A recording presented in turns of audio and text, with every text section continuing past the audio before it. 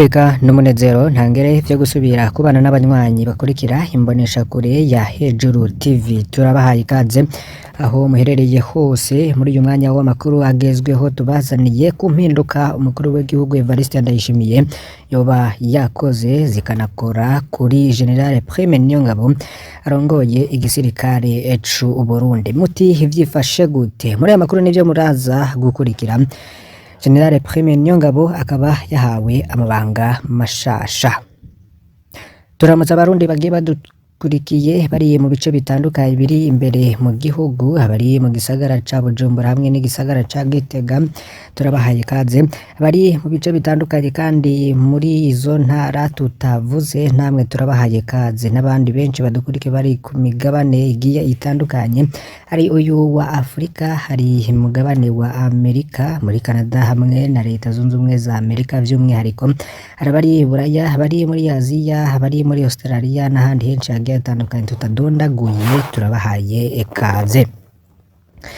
Tubategurira inkuru nyinshi rero zibimwo iza politiki hamwe n'umutekano, niyo mvo hitumye muri uyu mwanya arivyo tushimikirako. Hari amakuru menshi rero yagiye hanavugwa agatangazwa n'ibimenyesha amakuru bigiye bitandukanye baharanira agateka kazina muntu n'abakurikiranira politiki y'u Burundi hafi, bavuga ko President Ndayishimiye yananiwe kubogoza General Prime Niyongabo, ariko kandi hakaba hari n'umugambi wo kumukura ku ubwo burongozi bw'igisirikare, akaba yahabwa yandi mabanga canke akaba yarungikwa kuba ambasaderi w'igihugu c'u Burundi, dore ko bikunze kuba bakomeye bakarungikwa mu gihugu c'Ubushinwa canke ic'Uburusiya. Kuri uyu munsi rero siko vyagenze, ahubwo umukuru w'igihugu akaba yakoze impinduka. General Prime Niyongabo akaba yahawe amabanga mashasha yagenwe n'umukuru w'igihugu kuba Chancelier des Ordres Nationaux mu Burundi. Asubiriye Lieutenant General de Police Godefroid Bizimana yari muri ayo mabanga kuva muri Ntwarante 2023 gushika yitabe Imana ku wa 12 ukwezi kwa gatatu 2024. Kuri izo mpinduka kandi imbere yuko tubasiguriraho vyinshi kugungene vyagenze, imvo yoba yatumye General Prime Niyongabo ahabwa ayo mabanga mashasha, Radio RPA niyo yemeza ko President Ndayishimiye yananiwe kubogoza General Prime Niyongabo. Mu makuru yayo rero agiye atandukanye akaba yaramenyesheje ko intango y'ibihuha vy'itembagazo rya Evariste Ndayishimiye vyavuye ku mugambi wo kubogoza General Prime Niyongabo mu mabanga yo kurongora igisirikare c'u Burundi. Gushika ubu umugambi ukaba benshi baravuze ko ibigiye bitandukanye. RPA ikaba yaravuze ko imbere yo kuja mu rugendo muri Cuba na Leta Zunze Ubumwe za Amerika, President Ndayishimiye yasize asinye kete canke itegeko ni decret kuri umukuru w'igisirikare General Prime Niyongabo. RPA ikaba yavuga ko President Ndayishimiye yasigira iryo tegeko General de Brigade Jules Ndihokubwayo yasanzwe ubu hari umuserukizi w'igihugu c'u Burundi witeka i Kampala mu gihugu ca Uganda. Amutuma rero kumurishira umushikiranganje wa mbere Jacques Vendera ko buca kugira nawe ashire ku mukono wiwe. RPA ikavuga ko President Ndayishimiye yatumye Jules Ndihokubwayo guca yongereza abasirikare bacunze radio na televiziyo vy'igihugu igihe hazoba amaze gusinyisha iryo tegeko kwandira ko buca. Benshi rero bari bibaza ko Prime Niyongabo akuwe muri ayo mabanga yo kurongora igisirikare c'u Burundi yoca atangura umugambi ukuba yakora Evariste Ndayishimiye mu ciswe coup d'etat n'ibimenyesha amakuru vy'imbere mu gihugu hamwe n'ibimenyesha amakuru vy'inyuma mu gihugu. Ikibazo President Ndayishimiye rero afise nico kumenya gufata ingingo no kwerekana neza intumbero afise kuri kazoza ku Burundi.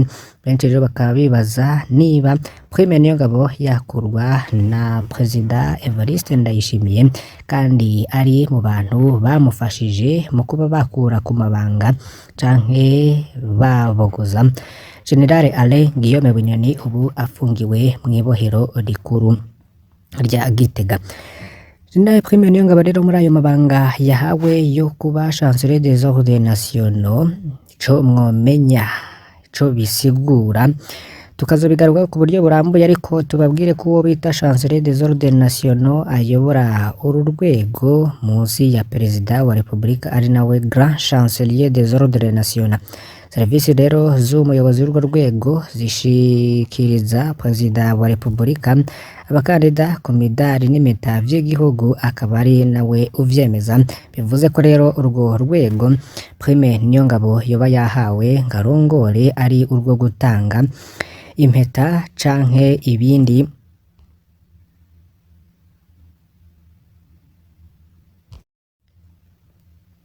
birimwo imidari ikoreshwa mu guha iteka abantu batandukanye baba barakoze imirimo ikomeye cane kandi inateza igihugu imbere.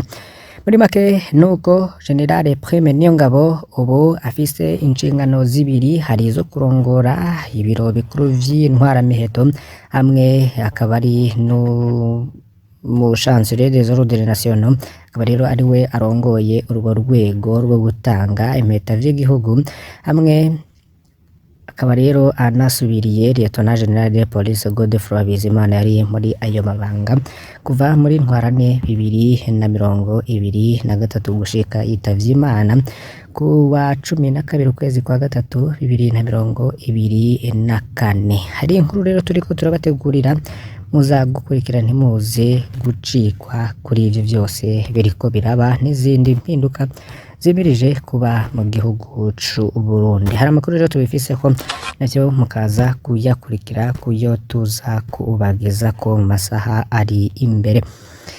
Tubabwire kandi ko burongoye ishiramwe ry'umupira wa basketball mu Burundi FEBABA Apotre Jean Paul Manirakiza nawe ahejeje gutanga imihoho.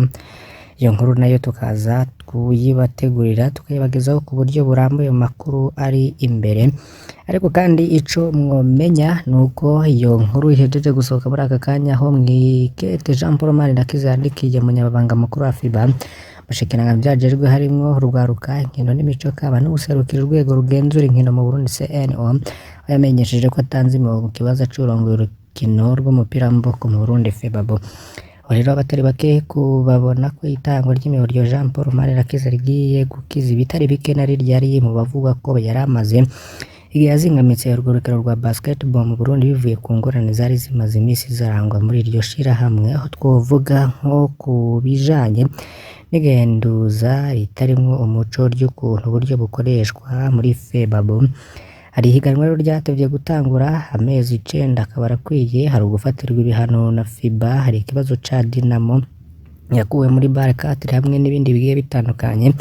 Benshi rero bakaba babona ko hari ico biza guhindura nizo mpinduka rero nazo zihejeje kuba muri FEBABA. Abo benshi rero biriko bikurikirana ko tanga imihoho mu mabanga bari bajejwe mu ishirahamwe ry'igihugu ry'urukino rwa basketball mu gihugu c'u Burundi. Teye akarenge tugashika muri Republika Iharanira Rusange ya Kongo, nta burenganzira mufise bwo guhemukira igihugu, umukuru w'ingabo waho niko ashikiriza. Mukuru w'ibiro bikuru vy'igisirikare ca Republika ya Demokarasi ya Kongo amenyesha ko ari intwazangabo z'igisirikare n'igipolisi zatawe muri yompi zagirizwa guhemuka. Ijambo ryashikirije ihuriro rusange ry'abasirikare n'abapolisi ku mugwa mukuru Kinshasa kuwa mbere, General Christian Chiwewe yabasabye kugendera indahiro yabo ati ntuze wigera uhemukira Kongo. Ashikirije ibi mu gihe igihugu gihanganye n'imirwi itwaje ibigwanisho mu buseruko bw'ico gihugu cane cane umuhari M23 wigaruriye uturere tutari duke muri Rucuru na Masisi mu ntara ya Kivu ya ruguru. Kababwiye ko muri iyo ntumbero umukuru w'igihugu Felix Tshisekedi yategetse ko hategurwa idefile yo gushigikira ingabo zihanganye n'umwanzi kuwa 30 z'ukwa gatandatu. Iyo tariki rero ikaba nasanzwe ari wo munsi Kongo himbaza intahe yo kwikukira yaronse mu 1960. General Chiwewe akaba yasavye abasirikare n'abapolisi kwiyamiriza abantu bose harimwe abanyapolitike barondera kubahimiriza ngo bifatanye n'inyeshamba zihanganye n'igisirikare ca leta. Yagize ati ivyo bo bemerera byose kirazira guha amatwi abarondera kubagumura. Ico mwomenya nuko inyeshamba zishobora kwigarurira igisagara kimwe canke bibiri, ariko imera n'imperuka ingabo za leta zizotegerezwa kubibohoza kandi atabantu ntaho bazoba bagifise bahungira. General Ciwewe akaba yarabwiye iri huriro ry'abasirikare n'abapolisi b'izi ntwazangabo zafatiwe mu gisagara ca Lubumbashi umugwa mukuru w'intara ya Katanga hamwe no ku mugwa mukuru w'igihugu Kinshasa. Agabisha rero uzoramuka yemukira igihugu hatazokwihanganirwa, yagize ati nta burenganzira ufise bwo wemukira igihugu cawe, uzobikora azovyishura mu buryo ubu canke ubundi, nta nyungu ufise yo kwifatanya n'umwanzi. Akaba yateye akamo rero igisirikare n'igipolisi gukorana mu runani mu ntumbero yo gukingira abanyagihugu n'amatungo yabo. Iri jambo rirashikirije ingabo z'igisirikare n'igipolisi. General Ciwewe ntavuga ingene izi ntwazangabo zahemukiye igihugu, ntanavuga n'igitigiri c'abafashwe ingene kingana. Haraciye n'imisi igisirikare ca Kongo gitaye mu mvuto abasirikare 4 barimwo abashingamateka 2 b'intara ya Kivu ya ruguru bagirizwa gukorana n'umuhari M23 mu bikorwa vya maneko no kuronderera abanywanyi mu gisagara ca Goma, nk'uko rero vyatangajwe n'ibimenyesha makuru bitandukanye aho muri Repubulika Iharanira Intwaro Rusangi ya Kongo. Reka rero tuhereze kuri iyi nkuru yanditswe n'ikinyamakuru magazine Jimbere. Nico mwomenya nuko imwaro amezi 3 arakunkumutse abanyagihugu bo muri komine Gisozi batagira amatara, amazi yoyo bayaheruka muri 2014. Catumye iyo komine yose imarahiye nk'iyico iri mu kizime, ngo vyavuye ku cuma gihingura umuyagankuba cahiye kuva mu kwezi kwa Nzero 2024. Bakaba bamaze kwandika makete menshi basaba ko bubaha ikindi cuma, ariko bakaba atanyisho baronka nk'uko bivugwa na musitanteri w'iyo komine Nahishakiye Deogratias. Nayo kubijanye n'amazi ngo mwiyo komine ya Gisozi baheruka mu mwaka 2014, ico gihe igisagara ca Gisozi cari caronkejwe amazi meza zananye muri komine Mugamba yo mu ntara ya Bururi, ariko ngo ayo mazi ntiyarengeje amezi 3 yaciye acika. Gushika n'ubu rero bakaba batunzwe n'amazi ya Rusengo mu bindi bikorwa naho bagakoresha amazi y'imvura. Musitanteri wa komine Gisozi akamenyesha ko iryo kena ry'amazi n'amatara bituma iyindi mirimo ihungabana, agasaba leta ko yoza irafasha mu bikorwa amakomine toshobora kwitunganiza cane nk'ivyo bisaba uburyo bwinshi kugira ngo abenegihugu babeho neza. Bajije mw'ishirahamwe rijejwe gutanga amatara n'amazi Regideso kw'igenekezo rya 9 Ndamukiza 2024, umukuru waryo Jean Robert Manigomba yari yamenyesheje ko ikibazo cyo transformateur bakizi kandi vuba cane bagiye kubaha iyindi, ariko no gushika ku wa 19 Ndamukiza 2024 musitanteri avuga ko atamakuru bararonka yerekeye ico cuma. Tubakengurukire cane banywanyi bacu mudahwema gukurikira amakuru n'ibiganiro tubageza kuri Imbonesha kure Hejuru TV. Mbasabe kugira muze guciko n'ibindi bigiye bitandukanye tuza kubagezaho. Imana ibahezagire.